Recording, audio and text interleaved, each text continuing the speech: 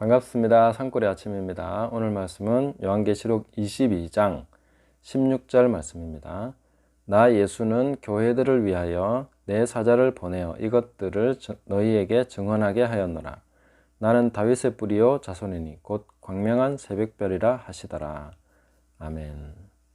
이 대목은 또한 예수님께서 자신에 대해서 스스로 말씀하시는 대목인데, 예수님이 스스로 말씀하신 이 부분이 그 당시뿐만 아니라 오늘날에도 굉장히 중요한 예언적 메시지가 됩니다. 왜냐하면 예수님께서 증언하시면서 나는 다윗의 뿌리요 자손이니 곧 광명한 새벽별이라 이렇게 말씀하셨습니다. 그냥 읽으면서는 지나가기 쉬운데 예수님께서 왜 이렇게 말씀하셨는가 하는 것을 우리가 주목해서 묵상해 볼 필요가 있습니다. 자, 표현을 한번 보겠습니다. 다윗의 뿌리라는 것은 뿌리는 조상입니다. 다윗이 존재하게 된 원천, 다윗의 뿌리라는 것이죠. 그 다음에는 또한 자손이니 이렇게 말씀하십니다. 다윗을 통해서 오셨다는 것이죠. 그래서 다윗의 뿌리이면서 또한 자손이다 이렇게 말씀해 주고 계신 것입니다. 그리고 곧 광명한 새벽별이라 이렇게 말씀하시는데, 이 표현이 갖는 중요한 의미는 예수님께서 스스로를 이렇게 말씀하심으로써 앞으로 어떤 일이 벌어질 것인가 하는 것에 대한 굉장히 중요한 그런 메시지를 주신 대목이기 때문입니다.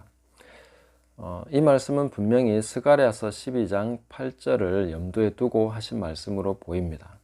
크게 보시면 그날에는 약한 자가 다윗 같고 또 다윗 족속은 하나님 같고 무리들 앞에서 여호와의 사자와 같을 것이다 이렇게 말씀하고 있습니다. 그날에 하나님의 날이죠. 예수님께서 이 땅에 오시고 또한 모든 사역을 이루시고 승천하시고 성령이 임하는 그 이후를 말씀하시는 대목이죠. 그래서 말세라고 하면은, 그날이라고 하면 항상 성령, 오순절 성령이 임하는 그 시점을 기준으로 생각하시면 됩니다. 그 사건에 대해서 베드로 사도가 뭐라고 했습니까? 요엘 선지자의 말씀을 인용하면서 말세에 내가 내 영을 만민에게 부어주리니 이 말씀을 인용하시지 않습니까? 그래서 오순절 성령께서 임하심으로 말세가 시작됐다 이렇게 볼 수 있습니다. 그리고 그날에라는 예언은 바로 그 기점을 시작으로 해서 이루어지는 것이죠. 자, 스가랴서 이 말씀이 바로 오순절 성령이 임하시고 그 이후의 세대들을 말씀하고 계신 것입니다. 약한 자가 다윗과 같다. 다윗 족속은 하나님 같을 것이다. 이렇게 말씀해 주고 있습니다. 요한복음 14장 12절 말씀에도 보시면 나를 믿는 자는 내가 하는 일을 그도 할 것이고 또한 나보다 더 큰 일도 할 것이다. 이는 내가 아버지께로 감이라. 요한복음을 제가 말씀드리면서 늘 내가 아버지께로 간다 하는 이런 표현은 곧 성령 강림과 연결시켜서 생각해야 된다 이렇게 말씀드렸습니다.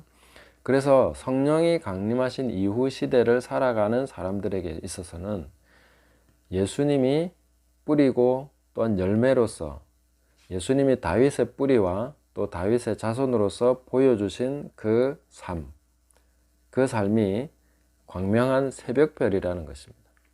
빛나는 새벽별. 그 빛나는 새벽별은 아침이 오기 직전에 일어나는 현상입니다. 새벽별이 아무리 밝아도 태양보다 밝지는 않겠죠. 새벽별은 이제 마지막 그 어두움의 끝을 얘기하는 것입니다. 그리고 완전히 새로운 시대, 밝은 광명의 시대가 왔다. 그렇게 말씀해 주고 있는 것입니다. 태양이 빛나는 아침, 그 낮과 같은 시대가 오고 있다. 그렇게 주님께서 말씀해 주시고 있는 대목인 것이죠. 그럼 오늘날 우리가 이 말씀을 보면서 기대해야 되는 것이 무엇입니까? 우리가 바로 주님보다 더 큰 일을 하게 될 것이다. 그런데 더 큰 일 하면은 항상 기적과 관련해서 생각을 합니다. 표적을 보이는 것에 대해서만 생각합니다. 물론 그런 부분에서도 우리는 생각해야 됩니다. 그러나 더 중요한 것은 사역의 열매, 우리 삶의 열매가 주님보다 더 클 것이다. 이렇게 볼 수 있다는 것이죠. 더 큰 일을 하게 된다는 것입니다. 주님이 하신 일이 바로 새벽별이고 성령 강림 이후에 일어나는 일들은 아침, 태양빛과 같은 그런 일들이 일어나게 될 것에 대해서 주님께서 이 본문, 이 대목에서 예언적으로 말씀해 주신 것입니다. 그래서 오늘날 우리 세대는 엄청난 기대와 소망을 가져야 됩니다. 주님의 말씀에 근거해서 우리는 우리 삶의 열매가 굉장히 풍성할 것이다. 우리가 상상하는 그런 어떤 것보다 더 풍성하게 될 것이다. 이런 것에 대해서 항상 마음이 열려 있어야 되고 그런 방향으로 우리가 소망을 가지고 믿음으로 경주하면서 가야 됩니다. 이런 시대를 살고 있으면서도 마음을 닫고 성령에 대해서 마음을 닫고 또 잘못된 그런 생각을 하면서 계속 위축되고 소심해지고 믿음으로 사는 것보다 성령으로 사는 것보다 다른 어떤 안정감 또 혹은 위축된 삶을 선택하는 것은 굉장히 어리석은 선택이 되겠죠. 오늘 우리는 이 말씀을 보면서 주님께서 광명한 새벽별이라면 우리 시대는 바로 태양과 같은 시대다 하는 것을 깨닫고 나보다 더 큰 일도 할 것이다 라고 말씀하신 그 말씀을 받아들여야 됩니다.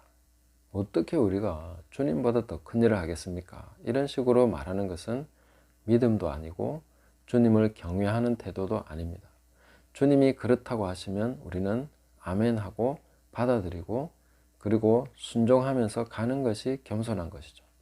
우리가 주님보다 더 큰 열매를 맺고 더 많은 일을 한다고 해서 주님보다 더 높아지겠습니까? 그런 것은 아닙니다. 모든 것은 주님이 뿌리입니다. 뿌리가 없으면 우리는 아무것도 아닌 거죠. 주님이 줄기고 우리는 가지입니다. 주님께 붙어 있어서 이루게 되는 것이죠. 성령은 예수님의 것을 가지고 우리에게 주시는 분이십니다.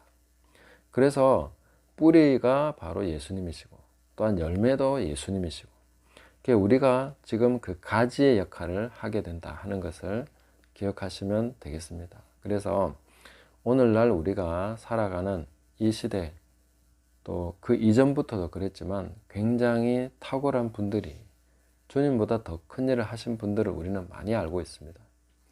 주님보다 더 많은 사람을 전도하고 주님보다 더 큰 기적을 행하고 이런 사람들 많이 있습니다. 오늘날 우리가 이런 부분에서 주님보다 더 큰 기적을 행했다고 해서 그 사람이 주님보다 더 위대한 거 아닙니다. 모든 것이 다 예수님으로 말미암아 왔고 성령을 통해서 이루어지는 것이기 때문에 우리는 자랑할 것이 없습니다. 주님이 뿌리시고 또한 열매십니다. 그래서 오늘 우리가 이 말씀을 기억하면서 우리의 닫혀져 있는 소심한 마음 그런 것들을 버리고 우리에게 주어져 있는 그 영광의 소망이 무엇인지 믿는 자에게 베푸신 능력의 지극히 크심이 어떠한지 이런 것에 대해서 봐야 됩니다. 그 기업이 얼마나 우리에게 허락된 기업이 얼마나 대단하고 영광스러운 것인지 그래서 에베소서 1장에 나오는 기도처럼 그런 내용들이 우리에게 이미 주어져 있다는 것 과거형으로 이미 주어져 있다는 것을 계속 깨달아가기를 사모해야 됩니다. 내게 주어진 것이 무엇인가? 내게 있는 것이 무엇인가? 없는 것을 찾아내라는 것이 아닙니다. 없는 것을 취득하라는 것이 아닙니다.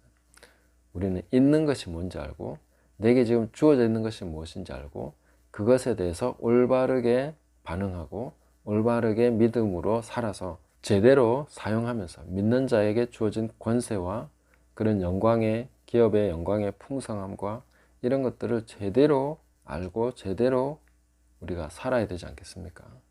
그래서 오늘 이 말씀을 기억하시면서 주님이 광명한 새벽별 우리는 바로 태양과 같은 시대를 살아가고 있다 하는 것을 깨닫고 우리의 삶에서 이 주님이 주신 이 영광의 소망을 온전히 살아갈 수 있기를 주님이 우리에게 허락하시고 우리를 위해서 하나님께서 계획하신 바로 그 삶을 살아가기를 사모하시면서 믿음으로 전진해 가시기를 예수님의 이름으로 격려하며 축복해 드립니다. 감사합니다.